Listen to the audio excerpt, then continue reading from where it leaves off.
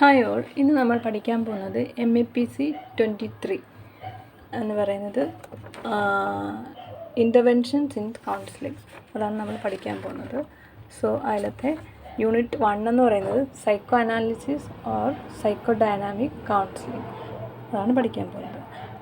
ഇതിൽ നമ്മൾ ഫ്രോയിഡിൻ്റെ psycho analysis നമ്മൾ കഴിഞ്ഞ പ്രാവശ്യം ലൈഫ് സ്പാൻ സൈക്കോളജിയിൽ പഠിച്ചിട്ടുണ്ട്. അപ്പോൾ അതിൻ്റെ അകത്തെ കുറേ അതൊന്ന് റിവൈസ് ചെയ്യുന്നത് നല്ലതായിരിക്കും. അപ്പോൾ അതിൻ്റെ അകത്തെയാണ് കുറേ കാര്യങ്ങളിൻ്റെ അകത്ത് പറയുന്നത്.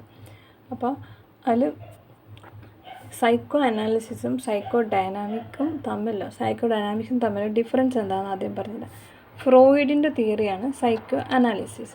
ഈ സൈക്കോ അനാലിസിസിനെ ബേസ് ചെയ്തിട്ട് പിന്നുണ്ടായ തിയറികൾക്കൊക്കെ പറയുന്ന പേരാണ് സൈക്കോ ഡൈനാമിക്സ്. അതായത് സൈക്കോ ഡൈനാമിക്സിൻ്റെ തിയറിയും കാര്യങ്ങളൊക്കെ ഓൾമോസ്റ്റ് ലൈക്ക് സൈക്കോ അനാലിസിസ്, അതായത് ഫ്രോയിഡിൻ്റെ തിയറി പോലെ തന്നെയാണ്. പക്ഷേ psycho dynamics complete psycho analysis അല്ല. സൈക്കോ അനാലിസിസിലെ ചില കാര്യങ്ങൾ അവർ അക്സെപ്റ്റ് ചെയ്ത് ചില കാര്യങ്ങൾ റിജക്റ്റ് ചെയ്ത് പിന്നെ അത് ഡെവലപ്പ് ചെയ്തെടുത്താണ് ഈ സൈക്കോ ഡൈനാമിക്സ് എന്ന് പറയുന്നത്. അപ്പോൾ സൈക്കോ ഡൈനാമിക്സ് ആയാലും സൈക്കോ അനാലിസിസ് ആയാലും അതിൽ പറയുന്ന മെയിൻ കാര്യം എന്ന് വെച്ചാൽ നമ്മുടെയൊക്കെ ഹ്യൂമൻ്റെ ബിഹേവിയറിന് കാരണം നമ്മുടെ അൺകോൺഷ്യസിൽ കിടക്കുന്ന എന്തൊക്കെയോ തോട്ട്സ് അല്ലെങ്കിൽ എന്തൊക്കെയോ കാര്യങ്ങളൊക്കെയാണ്. ഒരിക്കലും പുറത്തേക്ക് പറയാൻ പറ്റാത്ത പുറത്തേക്ക് ഒരിക്കലും വരാത്ത കാര്യങ്ങൾക്കാണ് നമ്മൾ അൺകോൺഷ്യസ് ആയിരുന്നു പറയുന്നത്. നമ്മളുടെ ബോധത്തിലുള്ള നമുക്കിപ്പം ഞാനിപ്പോൾ സംസാരിക്കുകയാണ്, എൻ്റെ അവയർനെസ്സിലുള്ള കാര്യമാണ് കോൺഷ്യസ്. ചില കാര്യങ്ങളുണ്ട്, ആരുടെയെങ്കിലും ഫോൺ നമ്പറോ അല്ലെങ്കിൽ ആരുടെയെങ്കിലും ഒരു ഫ്രണ്ടിൻ്റെ പേരൊക്കെ നമ്മൾ ചിലപ്പോൾ ഒരു 3 മാസം മുമ്പ് കണ്ട ഒരാളുടെ പേര് അല്ലെങ്കിൽ ഒരാഴ്ച മുമ്പ് നമ്മൾ വായിച്ച ഒരു പുസ്തകത്തിൻ്റെ അകത്ത് അതിൻ്റെ പേര്, അത് പെട്ടെന്ന് ചിലപ്പോൾ പെട്ടെന്ന് ചിലപ്പോൾ ഓർമ്മ വരത്തില്ലായിരിക്കും, പക്ഷേ ജസ്റ്റ് ഒന്ന് ട്രൈ ചെയ്താൽ നമ്മുടെ ഓർമ്മയിൽ വരും. അപ്പോൾ അതാണ് സബ് കോൺഷ്യസ് അല്ലെങ്കിൽ പെരി കോൺഷ്യസ് എന്ന് പറയുന്നത്. അപ്പം ഫ്രോയിഡിൻ്റെ ഈ തിയറി നമ്മൾ അത് നോക്കിയാൽ അറിയാം, സൈക്കോ അനാലിസിസ് അറിയാം. നമ്മുടെ മനുഷ്യൻ്റെ മനസ്സിന് 3 പാർട്ടുണ്ട്. ഒന്ന് കോൺഷ്യസ്, ഒന്ന് സബ് കോൺഷ്യസ്, മൂന്നാമത്തെ അൺകോൺഷ്യസ്. ഫ്രോയിഡ് പറയുന്നത് നമ്മൾ എല്ലാ കാര്യങ്ങളും നമ്മൾ ചെയ്യുന്ന ഏത് ബിഹേവിയർ അതിൻ്റെ എല്ലാം കാരണം എന്ന് പറയുന്നത് അൺകോൺഷ്യസിൽ കിടക്കുന്ന കാര്യങ്ങളാണ്. നമ്മുടെ അൺകോൺഷ്യസ് മൈൻഡാണ് ഇതിന് കാരണം. അതായത് ചില കാര്യങ്ങൾ നമ്മളെ ഒരുപാട് വേദനിപ്പിക്കുന്ന പല കാര്യങ്ങളും നമ്മൾ കുഴിച്ചു മൂടിയിടുക എന്ന് പറയത്തില്ല, മനസ്സിനുള്ളിൽ കുഴിച്ചു മൂടിയിട്ടു, അങ്ങനെ പറയാറില്ല. അപ്പോൾ അതാണ് അൺകോൺഷ്യസിൽ കിടക്കുന്നത്. അപ്പോൾ ചിലപ്പോൾ ചെറുതിലെ സംഭവിച്ചതായിരിക്കാം. എന്നുവെച്ചാൽ ചെറുതിലെ വളരെ കുഞ്ഞിന് ജനിച്ചപ്പോഴോ അല്ലെങ്കിൽ അമ്മയുടെ ഗർഭപാത്രത്തിൽ വെച്ച് പോലും നമുക്ക് അറിയാനും കേൾക്കാനും ഉള്ള ആ ഒരു കഴിവുണ്ടെന്നാണ് പറയുന്നത്. അപ്പോൾ ആ സമയത്ത് സംഭവിച്ച എന്തെങ്കിലും കാര്യങ്ങളായിരിക്കാം, അല്ലെങ്കിൽ ബിഫോർ ഒരു 6 ഇയേഴ്സിന് മുമ്പ് സംഭവിച്ച എന്തെങ്കിലുമൊക്കെ കാര്യങ്ങളായിരിക്കാം.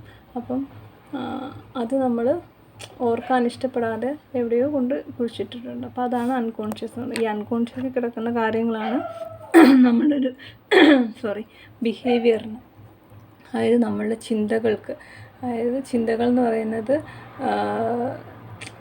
തോട്ട്സ് എന്ന് പറയുന്നത്. പിന്നെ അതുപോലെ തന്നെ ഓവേർട്ട് ബിഹേവിയർ എന്ന് പറയുന്നത് നമ്മൾ പുറമേ കാണിക്കുന്ന നമ്മളുടെ ബിഹേവിയറാണ് ഓവേർട്ട് ബിഹേവിയർ. അപ്പോൾ അതിനും നമ്മളുടെ കവേർട്ട് ബിഹേവിയർ എന്ന് പറയുന്നതാണ് ഈ തോട്ട് എന്നൊക്കെ പറയുന്നത്. അപ്പോൾ ഓവേർട്ടായാലും കവേർട്ടായാലും, ഓവേർട്ട് എന്ന് പറയുമ്പോൾ നമ്മുടെ ഫിസിക്കൽ മൂവ്മെൻറ്റോ അല്ലെങ്കിൽ ഒരാൾ നമ്മളെ ഒബ്സർവ് ചെയ്യുമ്പോൾ അവരെന്താണോ കാണുന്നത്. അപ്പോൾ ഇതിന് രണ്ടിനും കാരണം എന്ന് പറയുന്നത് നമ്മുടെ അൺകോൺഷ്യസിൽ കിടക്കുന്ന കാര്യങ്ങളാണെന്നാണ് ഫ്രോയിഡ് പറയുന്നത്. അപ്പം ഫ്രോയിഡ് എങ്ങനെയാണ് സൈക്കോ അനാലിസിസ് സ്റ്റാർട്ട് ചെയ്തതെന്ന് വെച്ചാൽ, പുള്ളിക്കാരനൊരു ന്യൂറോളജിസ്റ്റ് ആയിരുന്നു വെനീസിൽ. അപ്പം ആ സമയത്ത് ഹിസ്റ്റീരിയ എന്ന് പറയുന്ന ഒരു ഡിസീസ് ഉണ്ടായിരുന്നു എല്ലാവർക്കും. അതായത് മെഡിക്കലി നോക്കുമ്പം ഒരു രോഗലക്ഷണങ്ങളും ഇല്ല. അതായത് ബ്ലഡ് ടെസ്റ്റ് ചെയ്താലോ അല്ലെങ്കിൽ സ്കാൻ ചെയ്താലോ എന്ത് ചെയ്താലും ഒരു രോഗലക്ഷണങ്ങളുമില്ല. പക്ഷേ പല ആൾക്കാരും തളർന്നു പോകുന്നു, അല്ലെങ്കിൽ കണ്ണ് കാണുന്നില്ല, ചെവി കേൾക്കുന്നില്ല, പിന്നെ അതായത് സ്ട്രോക്ക് വരുന്നു, അതികഠിനമായ വേദന വരുന്നു. പക്ഷെ മെഡിക്കലി അതെല്ലാം ടെസ്റ്റൊക്കെ ചെയ്യുമ്പോൾ എല്ലാവരും നോർമലാണ്. പക്ഷേ വി ക്യാൻ ഒബ്സർവ് ദാറ്റ് അവർക്ക് എന്തോ ഉണ്ട്, ഈ അസുഖങ്ങളൊക്കെ ഉണ്ട്, പെയിനൊക്കെ അവർ ഫീൽ ചെയ്യുന്നു, അവർക്ക് ഭയങ്കരമായിട്ട് പെയിൻ ചെയ്യുന്നുണ്ട്. പക്ഷേ പെയിൻ്റെ കാരണങ്ങൾ അന്വേഷിച്ച് ഡോക്ടേഴ്സ് പോകുമ്പോൾ അവിടെ ഒന്നും സംഭവിക്കുന്നില്ല. അങ്ങനത്തെ ഒരു രോഗമാണ് ഹിസ്റ്റീരിയ. അപ്പോൾ ഹിസ്റ്റീരിയ ട്രീറ്റ് ചെയ്യാനായിട്ട് ആ സമയത്ത് ഉപയോഗിച്ചിരുന്നത് അതായത് 1856 ശേഷം ആ ഒരു സമയത്തൊക്കെ ഉപയോഗിച്ചിരുന്നത് ഈ എന്താ ഹിപ്നോസിസ് ആയിരുന്നു കേട്ടോ. അത് നമ്മൾ ടി വിയിലൊക്കെ കണ്ടിട്ടില്ലേ, നിങ്ങൾ ഉറങ്ങുകയാണ്, നിങ്ങൾ ഉറങ്ങിക്കൊണ്ടേയിരിക്കുന്നു, നിങ്ങൾ എൻ്റെ ശബ്ദം മാത്രമേ കേൾക്കുന്നു. ഇതാണ് ഹിപ്നോസിസ്. നമ്മൾ അങ്ങനെ കേട്ടിട്ടുണ്ടല്ലോ, ഫിലിമിലൊക്കെ കണ്ടിട്ടുണ്ടല്ലോ. അപ്പം ഈ താളവട്ട സിനിമയ്ക്കകത്തൊക്കെ ഉണ്ടെന്ന് തോന്നുന്നു അല്ലേ, മോഹൻലാലിനെ ഹിപ്നോട്ടിസം ചെയ്യുന്നുണ്ടെന്ന് തോന്നുന്നു. അപ്പോൾ അങ്ങനെ ഏതൊക്കെ സിനിമയിലൊക്കെ ഉണ്ട്. അപ്പോൾ എന്താണെന്ന് കാര്യം മനസ്സിലായല്ലോ. അപ്പോൾ ഹിപ്നോസിസ് ആയിരുന്നു ഈ ഹിസ്റ്റീരിയയ്ക്ക് വേണ്ടിയിട്ട് യൂസ് ചെയ്തത്. അപ്പം ആ സമയത്ത് ഫ്രോയിഡിൻ്റെ ഒരു ഫ്രണ്ട് ഉണ്ടായിരുന്നു, ജോസഫ് ബ്രൂറർ എന്ന് പറയുന്ന ഒരാൾ. അപ്പോൾ ആ പുള്ളിക്കാരൻ പറഞ്ഞത് ഈ ഹിസ്റ്റീരിയ ട്രീറ്റ് ചെയ്യുന്ന സമയത്ത് ഹിപ്നോസിസം ചെയ്യുമ്പം ചിലർക്ക് അവരുടെ അൺകോൺഷ്യസിൽ കിടക്കുന്ന ചില കാര്യങ്ങളൊക്കെ ഓർമ്മ വരികയും അവരുടെ ആ ഡിസീസ് അല്ലെങ്കിൽ അവരുടെ സിംറ്റംസ് എല്ലാം പരിപൂർണമായിട്ട് മാറുന്നതായിട്ട് ആ പുള്ളിക്കാരൻ പറഞ്ഞു. അപ്പോൾ ഇത് വെച്ചിട്ട് നമ്മുടെ ഫ്രോയിഡ് ഇതിനെ കൂടുതൽ പഠിച്ചു, പുള്ളിയും കണ്ടു. അങ്ങനെ ഈ അൺകോൺഷ്യസിൽ കിടക്കുന്ന കാര്യം ഈ ഓർത്തെടുക്കാൻ പറ്റുന്നവർക്ക് അവരുടെ ഡിസീസ് കംപ്ലീറ്റ് ആയിട്ട് അല്ലെങ്കിൽ അവരുടെ സിംറ്റംസ് കംപ്ലീറ്റ് ആയിട്ട് മാറുന്നതായിട്ട്. പക്ഷേ ഈ ഒരു കാര്യം എല്ലാ രോഗികൾക്കും പറ്റത്തില്ല. കാരണം ഹിപ്നോസിസ് എന്ന് പറയുന്നത് ചില പ്രത്യേക രോഗികൾക്ക്, പ്രത്യേക ആൾക്കാർക്ക് മാത്രമേ പറ്റത്തുള്ളൂ. അതായത് ലോജിക്കായിട്ട് ചിന്തിക്കാൻ മനുഷ്യർക്കൊന്നും സാധാരണ പറ്റത്തില്ല. നിങ്ങളിതാ ഉറങ്ങുകയാണെന്ന് പറയുമ്പോൾ ഉറങ്ങണ്ടേ, ഉറങ്ങാൻ പറ്റാത്ത ആൾക്കാർക്ക് അതൊന്നും ചെയ്യാൻ പറ്റുകയില്ല.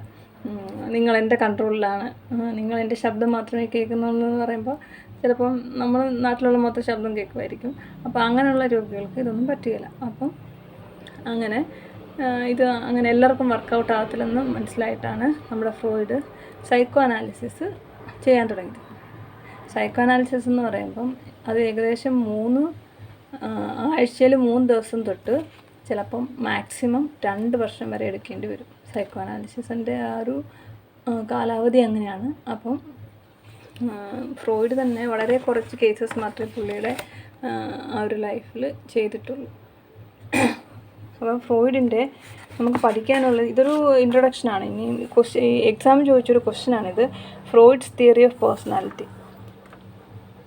അതാണ് ആദ്യം നമുക്ക് പഠിക്കാനുള്ളത്. അപ്പോൾ ഫ്രോയിഡിൻ്റെ തിയറി ഓഫ് പേഴ്സണാലിറ്റി, അതിൽ 2 ബേസിക് അസംഷൻസ് ഉണ്ട്. ഒന്നാമത്തേന്ന് വെച്ചാൽ സൈക്കിക് ഡിറ്റർമിനിസം, രണ്ടാമത്തേത് conscious unconscious dimension which underlay the theory. അതായത് സൈക്കിക് ഡിറ്റർമിനിസം ഉണ്ട്, കോൺഷ്യസ് അൺകോൺഷ്യസ് ഡയമെൻഷനും ഉണ്ട്. 2 അസംഷൻസ് ആണ് ഫ്രോയിഡിൻ്റെ പേഴ്സണാലിറ്റി തിയറിയിൽ ബേസിക് ആയിട്ടുള്ളത്. അപ്പോൾ എന്താണ് സൈക്കിക് ഡിറ്റർമിനിസം? ഞാൻ നേരത്തെ പറഞ്ഞു കഴിഞ്ഞു. ബിഹേവിയർ ഏത് തന്നെയായാലും, ഓവേർട്ടായാലും കവേർട്ടായാലും, it is caused or determined by prior mental events. അതായത് മനസ്സിനകത്ത്, അതായത് അൺകോൺഷ്യസിൽ കിടക്കുന്ന എന്തോ സാധനമാണ്, നമ്മുടെ മനസ്സിലുള്ള കാര്യങ്ങൾ, എന്തോ പ്രശ്നങ്ങളൊക്കെയാണ് നമ്മളുടെ ബിഹേവിയർ. അതേതായാലും, പുറമേ കാണിക്കുന്ന ബിഹേവിയർ ആയാലും നമ്മൾ ചിന്തിക്കുന്ന രീതി ആയാലും, അതിനൊക്കെ കാരണം നമ്മുടെ മെൻ്റൽ ഇവൻറ്റ്സ് ആണ്. എൻ്റെ മനസ്സിൽ അങ്ങനെ തോന്നി, മനസ്സിൻ്റെ ഉള്ളിൽ എന്തോ ഒരു ഫീലിംഗ് ഉണ്ട്, മനസ്സിലായോ?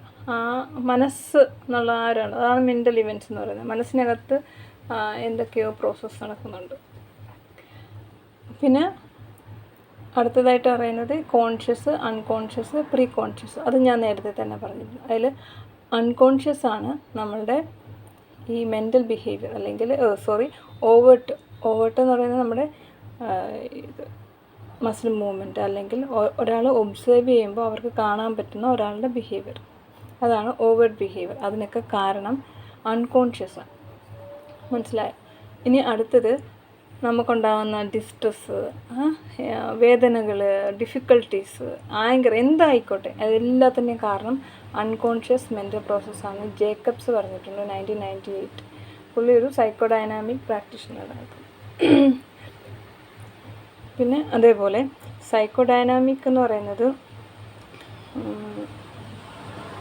അതിൽ പറയുന്ന ഒരു കാര്യം എന്ന് വെച്ചാൽ നമ്മുടെ സൈക്കെ അല്ലെങ്കിൽ മൈൻഡ് എന്ന് പറയുമ്പോൾ എന്താണ്, നമ്മുടെ ഇമോഷൻസ്, സ്പിരിറ്റ് അല്ലെങ്കിൽ സെൽഫ് എന്ന് പറയും. ഞാൻ എന്താണ്, എൻ്റെ മനസ്സാണെന്നൊക്കെ പറയത്തില്ലേ, അതെന്ന് പറയുന്നത് ചുമ്മാ ഒരു സ്റ്റാറ്റിക്കായിട്ടുള്ളൊരു കാര്യമല്ല, അതായത് കെട്ടിക്കിടക്കുന്ന ഒരു സാധനമല്ല. It is active, always active. മനസ്സിലായോ? നമ്മുടെ മനസ്സിൽ നിന്ന് ഒരു മിനിറ്റിൽ എത്ര 6000 ചിന്തകളെന്നൊക്കെയാണ് പറയുന്നത്. അത്രയും ചിന്തകളൊക്കെയാണ്. അല്ല, ഒരു ദിവസം ഫുള്ള് നമ്മൾ 6000-ൽ പരം നമുക്ക് തോട്ട്സ് ഉണ്ടാകുന്നു. 16,000 തോട്ട്സ് ഉണ്ട്, അങ്ങനെ എന്തോ എനിക്ക് കണക്ക് ശരിക്കും അറിയത്തില്ല. എന്നാലും നമുക്കിപ്പോൾ 1 മിനിറ്റ് നമ്മൾ എന്തൊക്കെ ചിന്തിച്ച് കൂട്ടും അതിപ്പം നിങ്ങൾക്ക് മനസ്സിലാവുന്നുണ്ടല്ലോ.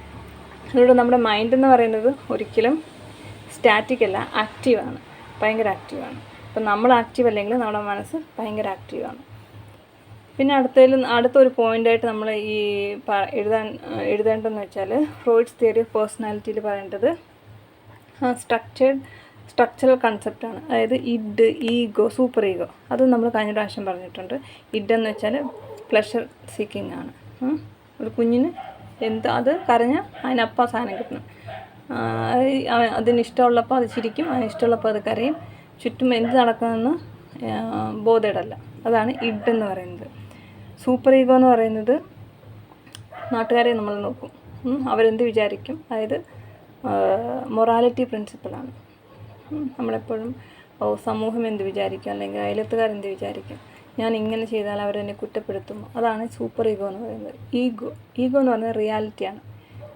അതായത് എന്താണ് ആ ഒരു സന്ദർഭത്തിൽ ശരിയായിട്ടുള്ളത് അത് നമ്മൾ ചെയ്യുന്നു, അതാണ് ഈഗോ. അല്ലാതെ ഈ ഈഗോ എന്ന് പറയുന്നത് അയാൾക്ക് ഭയങ്കര ഈഗോ അടിച്ചാണ് അവിടെ മിണ്ടായിരിക്കുന്നത്, അതല്ല ഈഗോ. ഈഗോ എന്ന് പറയുന്നത് റിയാലിറ്റി അല്ലെങ്കിൽ പ്രാക്ടിക്കലായിട്ട് ഒരു സന്ദർഭത്തിൽ നമുക്കിപ്പോൾ ഒരു ആക്ഷൻ എന്താണ് എടുക്കേണ്ടത്. ഇപ്പോൾ ഒരു ആക്സിഡൻറ്റ് കണ്ടു, മനസ്സ് പറയും അത് ആക്സിഡൻ്റ് അല്ലേ, ഇതല്ലേ, അങ്ങോട്ട് പോയാൽ ഭയങ്കര സങ്കടം, വേണ്ട പോകണ്ടാണ്. അപ്പം സൂപ്പർ ഈഗോ വിചാരിക്കും, ഞാനിപ്പോൾ അവിടെ പോയി സഹായിച്ച് ഇനിയിപ്പം എൻ്റെ പേരിലും കാണാൻ പോലീസ് കേസാവുമ്പോൾ. ഇപ്പം ഈഗോയ്ക്ക് വേണമെങ്കിൽ ഒന്നുകിൽ അയാളെ സഹായിക്കാൻ പോകാം, പക്ഷേ അതായത് മനസ്സുണ്ട് എന്ത് വന്നാലും ഞാനങ്ങ് സഹായിക്കും, ആ ഒരു രീതിയിൽ പോകാം. അല്ലെങ്കിൽ എനിക്ക് വേറെ പണിയുണ്ട്, അല്ലെങ്കിൽ ഞാൻ പോവാം. അപ്പോൾ സഹായിക്കാൻ ചെന്നിട്ടിപ്പം സൂപ്പർ ഈഗോ വിചാരിക്കുന്ന പോലെ എന്തെങ്കിലും പ്രശ്നമായി കഴിഞ്ഞാൽ ഞാനെന്തിനാ വഴിയെ പോകുന്ന വയ്യാവലെടുത്ത് തലയിൽ വെക്കുന്നത് എന്ന് വെച്ചാൽ അങ്ങനെ വിചാരിക്കാം. പക്ഷേ അങ്ങനെ വിചാരിക്കുമ്പോൾ കുറച്ച് ദിവസം കഴിയുമ്പോൾ നമ്മുടെ ഈഗോ ഇരുന്ന് ചിന്തിക്കും, അയ്യോ അന്ന് ഞാൻ ചെയ്തത് ശരിയായില്ല, അപ്പം ടെൻഷനാകും, ആൻസൈറ്റി ആകും. അപ്പോൾ ആ സമയത്ത് ഈഗോ എടുക്കുന്ന ആൻസൈറ്റി ഉള്ള സമയത്തൊക്കെ ഈഗോ എടുക്കുന്ന ഒരു എസ്കേപ്പിസമാണ് ഡിഫെൻസ് മെക്കാനിസം എന്ന് പറയുന്നത്. ഡിഫെൻസ് മെക്കാനിസം നമ്മൾ പഠിച്ചിട്ടുണ്ട്. അപ്പോൾ ഈ ഒരു ഫ്രോയിഡിൻ്റെ തിയറി ഓഫ് പേഴ്സണാലിറ്റി എഴുതുമ്പോൾ ഈ പോയിൻറ്റ്സ് ഒക്കെ എഴുതണം കേട്ടോ. അപ്പോൾ നമ്മുടെ ഈ ടെക്സ്റ്റ് ബുക്കിൽ ഇഡ്, ഈഗോ, സൂപ്പർ ഈഗോ ഒന്നും വളരെ ഇലാബറേറ്റായിട്ടൊന്നും എഴുതിയിട്ടില്ല. അപ്പോൾ എന്നാലും നമ്മൾ പിന്നെ അതുപോലെ തന്നെ ഡിഫെൻസ് മെക്കാനിസവും ജസ്റ്റ് പേരൊക്കെ ഒന്ന് പറഞ്ഞു പോയിട്ടേ ഉള്ളൂ. അപ്പോൾ അതൊക്കെ നമ്മളൊന്ന് ഇതിൻ്റെ അകത്ത് പോയിൻ്റ് ഔട്ട് ചെയ്യേണ്ട കാര്യങ്ങളാണ്. പിന്നെ ലാസ്റ്റ് പറയുന്നത് ഈ സൈക്കോ ഡൈനാമിക്സിൽ 2 മെൻ്റൽ ഫോഴ്സസ് ഉണ്ട്. അതായത് മെൻ്റൽ ഫോഴ്സസിൽ 2 പാർട്ടുണ്ട്. അതായത് നമ്മുടെ മെൻ്റൽ ഫോഴ്സസാണ് എന്തിന് കാരണം, നമ്മുടെ ബിഹേവിയറിന് കാരണം. അപ്പോൾ ഏതൊക്കെ മെൻ്റൽ ഫോഴ്സസ് ഏതൊക്കെ, അല്ലെങ്കിൽ അതിൻ്റെ 2 പാർട്ട് ഏതാണ്? ഒരു പാർട്ടെന്ന് പറയുന്നത് നമുക്ക് ഒരുപാട് ഇമോഷൻസ് ഉണ്ടാകും. ഒരു ഫോഴ്സസ് എന്നാണ് പറയുന്നത്, അതായത് പ്രഷറാണ്, മനസ്സിലായി. ഇപ്പോൾ നെഗറ്റീവ് ഇമോഷൻസാണ് കൂടുതൽ, അപ്പം അതിൻ്റെ ഒരു പ്രഷർ, അതുകൊണ്ടാണ് ഈ ഒരു ഫോഴ്സ് എന്നുള്ളൊരു വാക്കുകൊണ്ട് ഉദ്ദേശിക്കുന്നത്. അപ്പം പലതരത്തിലുള്ള ഈ മെൻ്റൽ ഫോഴ്സസിൻ്റെ ഒരു ഇൻ്ററാക്ഷൻ അത് നമ്മളുടെ ബിഹേവിയറിനെ ബാധിക്കും, അല്ലെങ്കിൽ നമ്മുടെ മെൻ്റൽ സ്റ്റേറ്റിനെ, നമ്മുടെ അപ്പോഴത്തെ ആ ഒരു മൂഡിനെ, അല്ലെങ്കിൽ നമ്മളുടെ ആ ഒരു പ്രവൃത്തി അല്ലെങ്കിൽ ബിഹേവിയറിനെയൊക്കെ ഈ ഇൻ്ററാക്ഷൻ ഓഫ് മെൻ്റൽ ഫോഴ്സസ് അല്ലെങ്കിൽ ഇമോഷണൽ ഫോഴ്സസ്, അതാണ് ഒന്നാമത്തേത്. രണ്ടാമത്തെ മെൻ്റൽ ഫോഴ്സ് എന്ന് പറയുന്നത് ചിലത് ഡയറക്റ്റായിട്ട് നമ്മുടെ ബിഹേവിയറിനെ അല്ലെങ്കിൽ അന്നേരം ഇപ്പം നമ്മുടെ സ്റ്റേറ്റ് ഓഫ് മൈൻഡിനെ ഇതാക്കും ഡയറക്റ്റായിട്ട്, അതായത് ഇൻ്ററാക്ഷൻ അല്ലാതെ. അപ്പോൾ ഇൻ്ററാക്ഷൻ ചെയ്തിട്ടും നമ്മുടെ ബിഹേവിയർ മാറാം. അതായത് ഉള്ളിൻ്റെ ഉള്ളിൽ കിടന്നിട്ട് അത് ചെയ്യണോ, അപ്പോൾ വേണ്ട, ചെയ്യണോ വേണ്ട, അടിയാണ്, മനസ്സിലായോ? ആ ഇൻ്ററാക്ഷൻ അത് വെച്ചിട്ട് നമ്മുടെ ബിഹേവിയർ അവിടെ ചേഞ്ച് ആകാം. അല്ലെങ്കിൽ നമ്മൾ ഡയറക്റ്റ് ചെയ്യാം, അപ്പോഴും നമ്മുടെ ബിഹേവിയർ വേറെ ആയിരിക്കും. അപ്പോൾ ഇത്രയും കാര്യങ്ങളാണ് ഫ്രോയിഡിൻ്റെ തിയറി ഓഫ് പേഴ്സണാലിറ്റിയിൽ പറയുന്നത്. നമ്മുടെ ടെക്സ്റ്റ് ബുക്ക് വളരെ നല്ലതായിട്ടെല്ലാം കൊടുത്തിട്ടുണ്ട്. അപ്പം ഇത് നിങ്ങൾ വായിക്കണം കേട്ടോ. അപ്പോൾ വായിച്ചിട്ട് മെയിൻ പോയിൻറ്റ്സ്, ഇത്രയൊക്കെ മെയിൻ പോയിൻറ്റ്സൊക്കെ ഉള്ളൂ. അപ്പം ഇത് ചിലപ്പം 10 മാർക്കിൻ്റേതായിട്ടാണ് ചോദിച്ചിട്ടുള്ളത്. അപ്പോൾ അത് എഴുതി വെക്കുക. അപ്പം എല്ലാവർക്കും മനസ്സിലായെന്ന് വിചാരിക്കുന്നു.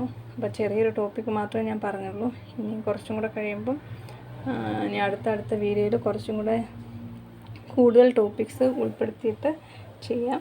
അപ്പം എല്ലാവർക്കും മനസ്സിലായെന്ന് വിചാരിക്കുന്നു. മനസ്സിലായെങ്കിൽ സബ്സ്ക്രൈബ് ചെയ്യണേ. Thank you.